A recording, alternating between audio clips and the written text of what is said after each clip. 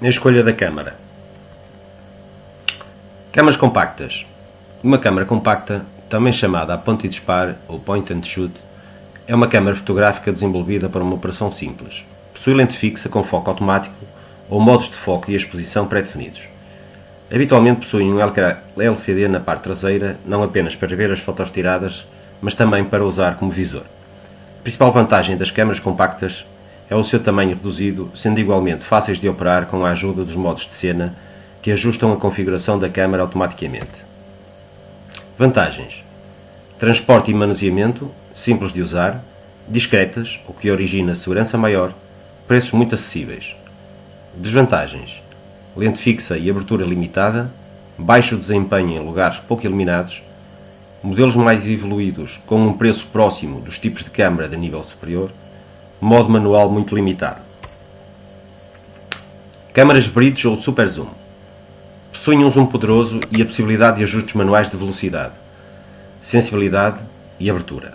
O formato do corpo da câmara permite que a ótica seja explorada de maneira semelhante às câmaras DSLR, mas com várias limitações: lentes fixas, aberturas limitadas e sensores pequenos. Como as lentes das bridge são fixas, é preciso utilizar adaptadores e soluções improvisadas para conseguir entrar no campo da criatividade. As câmaras bridge têm maior shutter lag, atraso do obturador, porque a sua focagem é mais lenta. Esta situação agrava-se quando a luminosidade é reduzida. Câmaras bridge versus DSLR e o seu funcionamento.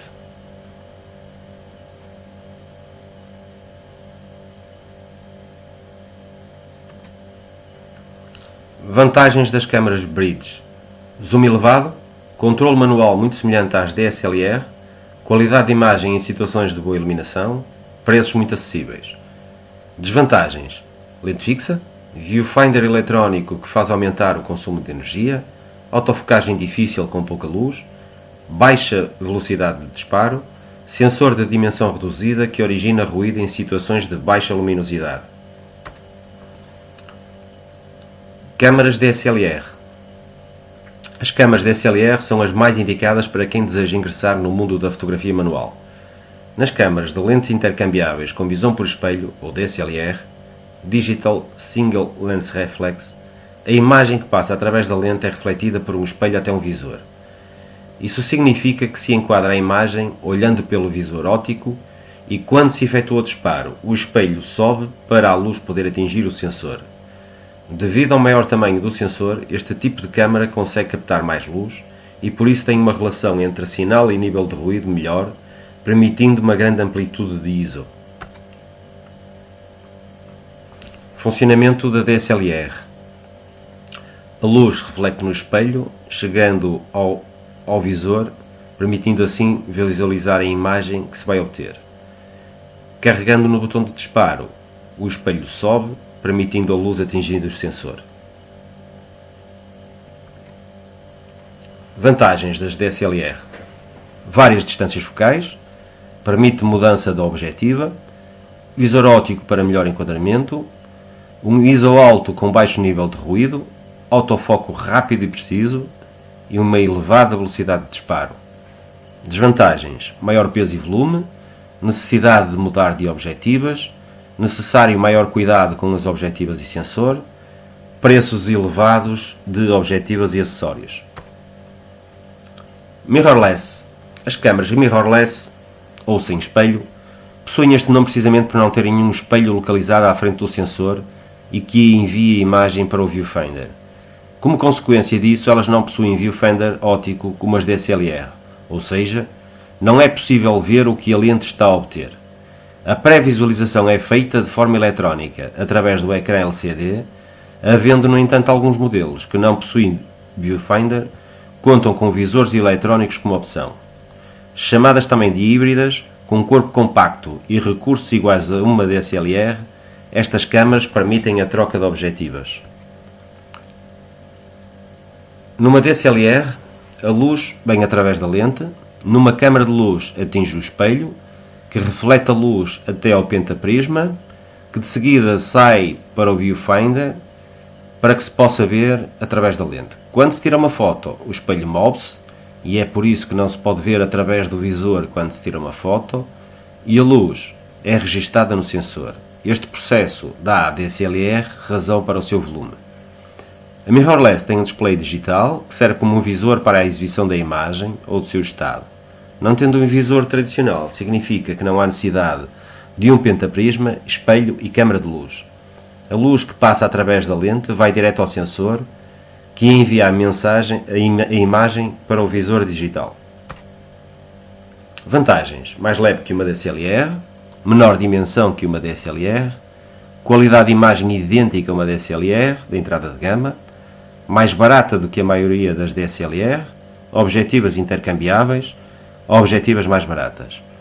Desvantagens: a qualidade da imagem é inferior à das DSLR com sensor full frame, as micro-objetivas não podem ser usadas em DSLR e vice-versa, o número de objetivas acessórios ainda é muito limitado, não possui visor óptico e o uso do LCD aumenta o consumo da bateria.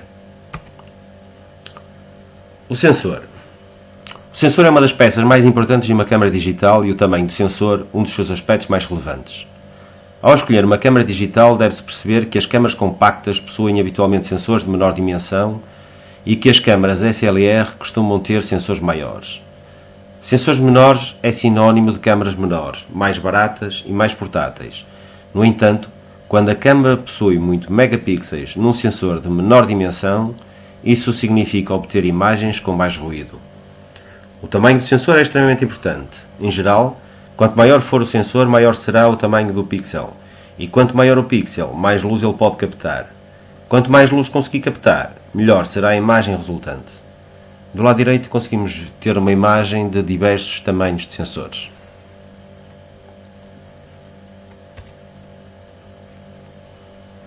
Alguns modelos de câmaras e respectivos tamanhos dos seus sensores. Nas profissionais conseguimos encontrar sensores full frame. Nas de entrada ou semi-profissionais conseguimos encontrar sensores do tipo APS.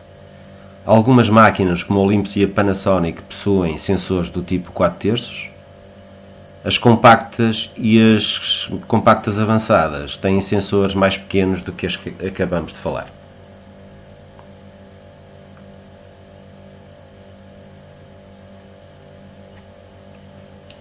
Megapixels e resolução. Na compra de uma câmara fotográfica, a primeira questão é invariavelmente quantos megapixels de resolução eu vou necessitar. Publicidade enganosa leva os consumidores a relacionar erradamente a quantidade de megapixels com a qualidade da câmara. Afinal, o que é que são megapixels? E um pixel? E a resolução? Pixel é a unidade de informação que compõe uma imagem digital. Cada pixel corresponde a um ponto. Uma imagem digital é assim formada por uma matriz de pixels, colunas e linhas. Para melhor se entender, pixel é então cada um dos milhares de pequenos quadrados que observamos ao ampliar uma imagem no monitor. Resolução é a quantidade de quadrados ou pixels que formam a imagem na proporção horizontal por vertical. É através dela que podemos saber quantos megapixels uma foto foi tirada. Se uma foto tem resolução de 1772 por 1181 pixels, isso significa que ela foi tirada em 2,1 megapixels. Da mesma forma que uma imagem com 5.000 pixels por 3.000 pixels terá 15 milhões de pixels ou 15 megapixels. Destinando-se a fotos a serem impressas ou visualizadas no ecrã, então qual é a resolução ótima? Antes disso, é importante entender alguns termos que se relacionam com o tamanho da imagem e a resolução. PPIs e DPIs. PPIs, pixels por polegada. É uma medida de resolução da imagem que define o tamanho de uma imagem impressa. Quanto maior o valor PPI, melhor qualidade a impressão vai ter, mas só até certo ponto. 300 PPI é geralmente considerado o ponto de rendimento decrescente, quando se trata de impressão a jato de tinta de fotos digitais. DPIs, pontos por polegada. Medida de resolução da impressora e que define quantos pontos de tinta são colocados na página quando a imagem é impressa. Impressoras de jato de tinta de hoje, com qualidade fotográfica, têm valores de milhares de DPIs de resolução, 1200 a 4800 DPIs, originando impressões de fotografias de qualidade aceitável de imagens com resolução de 140 a 200 PPIs e impressões de imagens com alta qualidade, com resolução de 200 a 300 PPIs. O olho humano tem limitada capacidade de visualização, significando que conseguimos distinguir uma unidade estando a 3000 unidades de distância. Significa isso que o olho humano é capaz de distinguir dois objetos separados de 1 metro a 3 km de distância. Pegando nesta relação e sabendo que o valor razoável de uma imagem para impressão é 300 ppi, como vimos anteriormente, obtemos que, sendo a distância entre dois pontos impressos 1 sobre 300 de polegada e multiplicando esse valor por 3000, obtemos que a distância de observação ótima será 25,4 cm, ou seja, 10 polegadas. Esta é a distância de observação ótima de uma imagem. E se for num ecrã de computador? O número mágico para formatos de ecrã, seja TV, monitor de computador, PDA ou telemóvel, é de 72 ppi. O tamanho em pixels, não em polegadas, determina o tamanho com que a imagem aparecerá no ecrã. Se um monitor estiver definido para 1024 por 768, uma imagem de 72 ppi encherá o ecrã. Dado que o tamanho da imagem determina o tamanho do arquivo, não se deve utilizar uma imagem maior que o necessário para o compartilhamento, seja via e-mail ou online.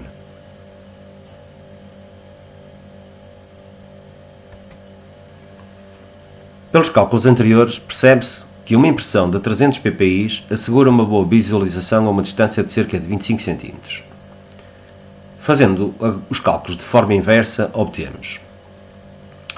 Imaginemos que pretendemos imprimir as nossas fotos numa folha tamanho A4, que terá aproximadamente 20 por 30 cm.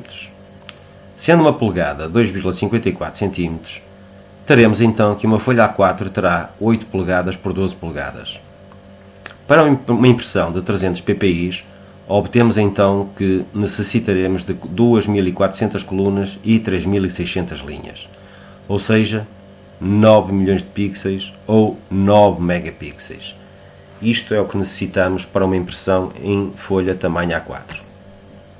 Assim, para uma impressão de fotos em tamanho A4 precisaremos de uma máquina fotográfica capaz de nos dar cerca de 9 megapixels. A menos que a intenção seja obter imagens de tamanho superior, é errado comprar uma câmara fotográfica com mais megapixels. É, no entanto, importante realçar que eventuais valores extra de megapixels podem ser relevantes numa ampliação de uma imagem ou quando se faz um corte no programa de edição, por exemplo, Photoshop. Porém, imagens digitais em alta resolução apresentam duas desvantagens. Nas câmaras compactas tendem a apresentar maior ruído nas imagens capturadas, especialmente em sensibilidades altas acima de ISO 100. Aliás, isso é válido para todas as câmaras digitais. Quanto mais alto o ISO, mais alto o ruído. O tamanho em bytes de uma foto digital é proporcional ao seu tamanho em pixels. Assim, as fotos de maior resolução exigem cartões de memória maiores. E por que mais megapixels podem não significar maior qualidade de imagem? A realidade é que a resolução de uma imagem não está diretamente ligada à sua qualidade. A imagem de uma câmara digital é feita através de um sensor, que faz a captação de luz do objeto fotografado e vai transformar essa informação em pixels, gerando uma imagem digital. Câmaras profissionais ou semi-profissionais têm sensores melhores e mais complexos e por isso produzem imagens melhores, mais nítidas e com cores mais vibrantes. Por outro lado, câmaras compactas têm sensores de qualidade inferior.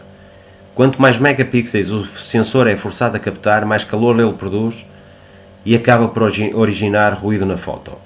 Por mais que a resolução seja elevada, com maior número de pixels, a qualidade da imagem é prejudicada por aquilo que os fotógrafos chamam de granulação. Isso acontece pois o sensor não tem capacidade suficiente para captar tantos pixels com a mesma qualidade. Conclusão: câmaras compactas é bom para fotos de família, fotos de férias, festas e fotografias do cotidiano. Não é bom para fotografia de desporto, fotografia com pouca luz, fotografia de alta qualidade, permite controlar a profundidade de campo, ou seja, reduzir o tamanho da área de nitidez de uma imagem. Câmaras bridge é boa para fotos de família, fotos de férias, fotos cotidianas, fotografia básica da vida selvagem. Não é bom para fotografia de desporto, devido à sua lentidão na capacidade de resposta ou capacidade de registrar a fotografia.